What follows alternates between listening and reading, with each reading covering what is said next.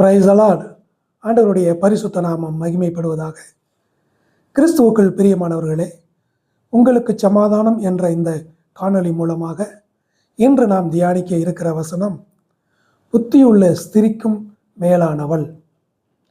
புத்தியுள்ள ஸ்திரீ தன் வீட்டை கட்டுகிறாள். நீதிமொழிகள் 14:1. வீடு என்றால் குடும்பம். புத்தியுள்ள ஸ்திரீ தன் குடும்பத்தை கட்டுகிறாள். நாம் தியானிக்க இருப்பது புத்தியுள்ள ஸ்திரிக்கும் மேலானவள். யார் அந்த ஸ்திரீ? ரூத் புத்தகத்திலே நகோமி என்ற ஒரு பெண் இருக்கிறார். அவளுக்கு 2 மருமக்கள். ஒருத்தியின் பெயர் ரூத், இன்னொருத்தியின் பெயர் ஓர்பால். இந்த 3 பேருமே கணவனை இழந்தவர்கள். கணவனை இழந்த சூழ்நிலையிலே வாழ்ந்து வருகிறார்கள். மோவாப் தேசத்திலே வாழ்ந்து வருகிறார்கள். நகோமி ஒரு யூத ஸ்திரீ.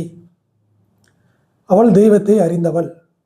இந்த ஓர்பாலும் ரூத்தும் மோவாபிய ஸ்திரீகள், பல தெய்வ வழிபாடு உள்ளவர்கள், உண்மையான தெய்வத்தை அறியாதவர்கள். இந்த சூழ்நிலையிலே 3 பேரும் விதவையாக ஆனதால் குடும்பத்திலே ஒரு நிர்கதியான ஒரு சூழ்நிலை, குடும்பமே ஒரு இடிந்து விழுந்த ஒரு சூழ்நிலை.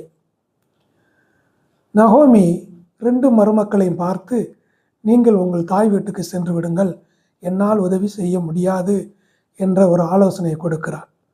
3 பேரும் கண்ணீர் விட்டு கதறி அழுகிறார்கள்.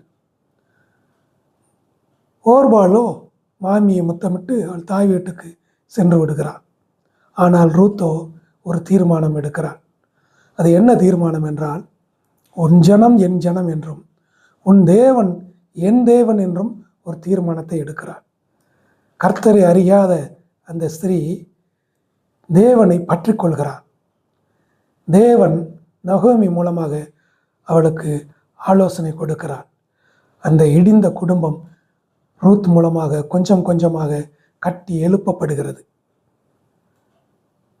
போவாஸ் என்ற ஒரு நீதிமானின் தயவு கிடைக்கிறது. அவளை திருமணம் செய்கிறார். திருமணம் செய்து அவர்களுக்கு ஒரு குழந்தை பிறக்கிறது. ஒரு ஆண் பிள்ளை பிறக்கிறது. அதற்கு ஓபேத் என்று பெயரிடுகிறார்கள். அந்த ஆண் குழந்தையின் வாரிசு தான் தாவீது ராஜா. தாவீது ராஜாவின் வழிவந்தவர் தான் இயேசு கிறிஸ்து.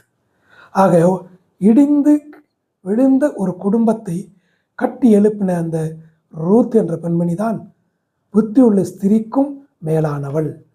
அவள் கர்த்தரை பற்றி கொண்டால் அந்த குடும்பம் கட்டி எழுப்ப